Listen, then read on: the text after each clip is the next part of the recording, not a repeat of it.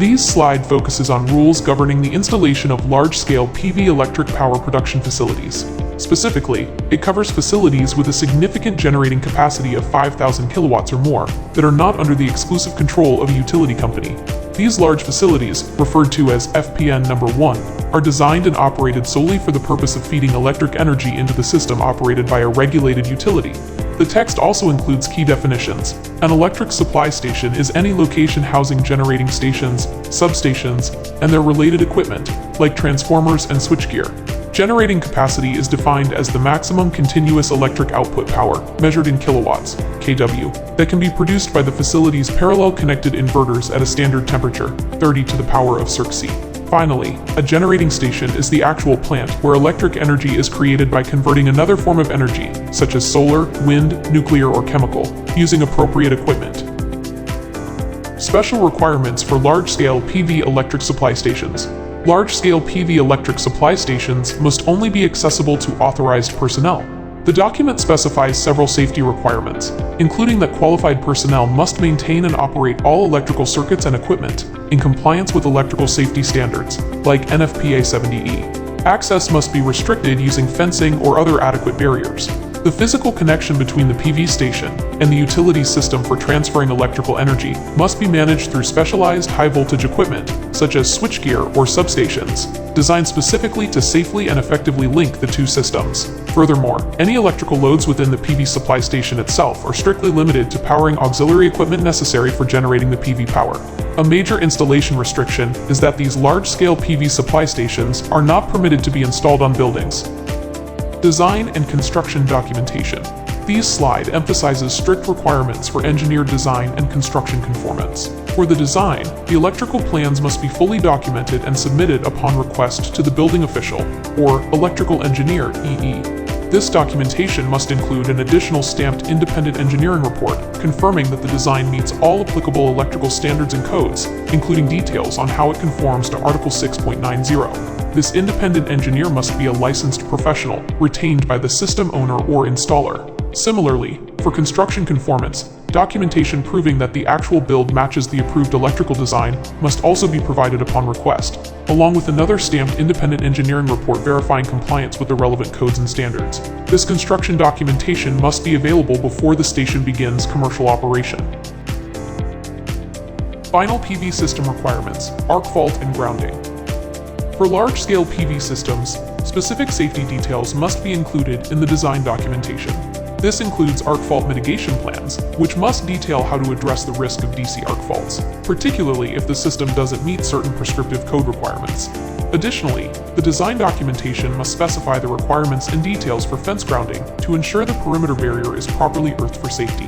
Article 6.9, 2 fuel cell systems. The document then transitions to Article 6.92, which applies to the installation of fuel cell power systems. These systems are versatile.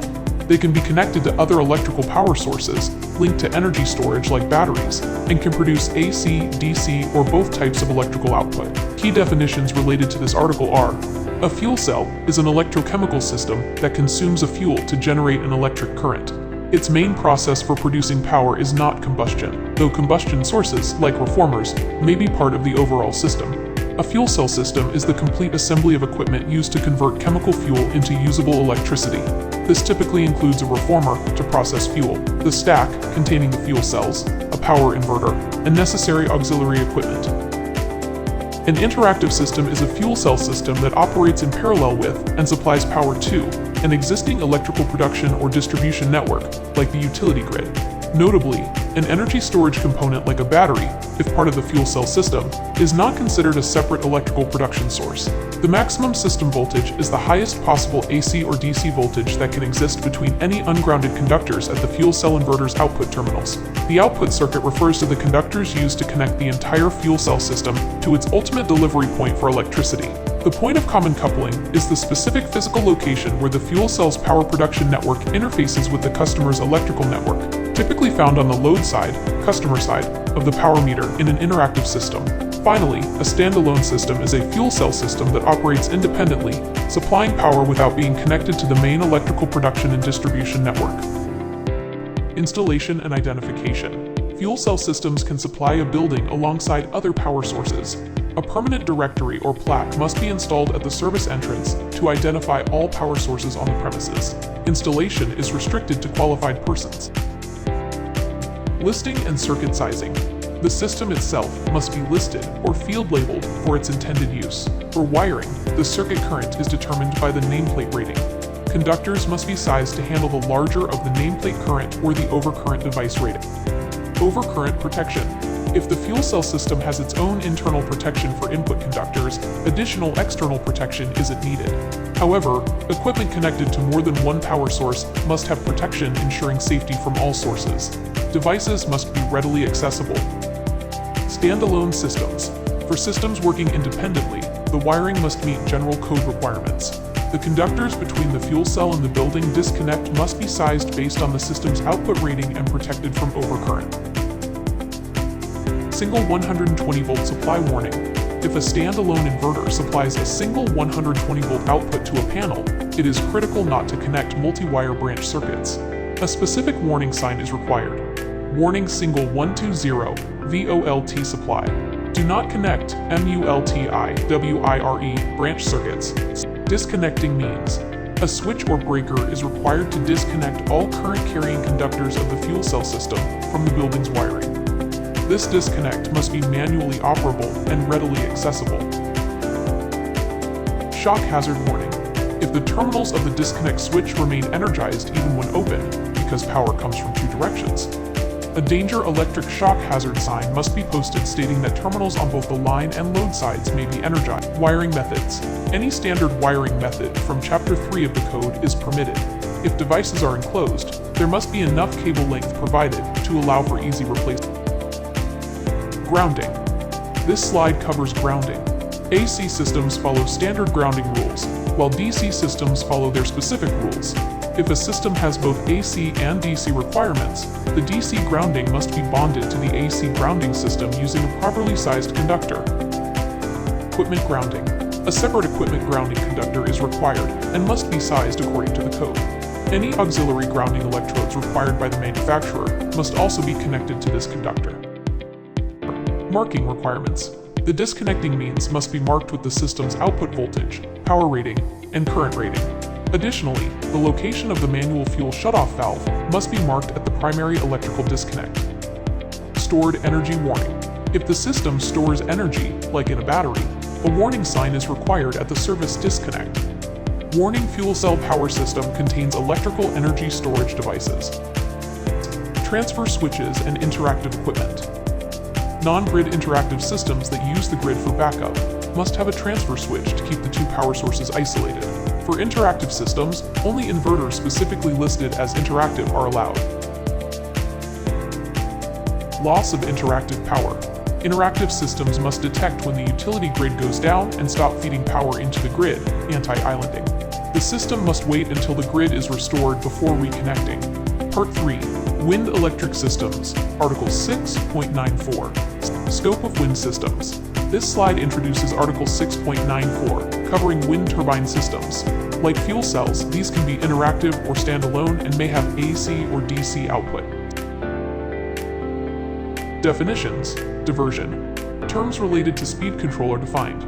A diversion load controller regulates the turbine's speed by dumping excess power into a diversion load, dump load, or the utility grid. Definitions. Turbine parts. Other definitions include nacelle, the housing at the top of the tower, rated power, output at rated wind speed, and tower, the support structure. Installation and diversion loads. Installation requires qualified persons. If a diversion load controller is the primary way to stop the turbine from spinning too fast, there must be a second, independent method to prevent overspeeding. The utility grid cannot be counted as a reliable diversion load. Surge protection. A surge protective device, SPD, must be installed between the wind system and the building's loads to protect against voltage spikes, like lightning. Receptacles and towers. Receptacles used for maintenance must have GFCI protection. The tower itself can be used as a raceway to hold wires if it is listed for that purpose. Working clearances. There must be safe working space around electrical equipment. For large turbines where personnel enter the machine, specific clearance distances based on voltage, e.g., 900mm to 1200mm apply. Maximum voltage. For wind turbines connected to homes, 1 and 2 family dwellings, the turbine output circuit voltage cannot exceed 600 volts. Live parts over 150 volts to ground must not be accessible to unqualified people. Slide 36, circuit sizing. Conductors and breakers must be sized to carry 125% of the maximum calculated current. This ensures they can handle the continuous load without overheating. Overcurrent protection. Circuits connected to more than one power source must have overcurrent protection, fuses/breakers, located to protect against current from all sources.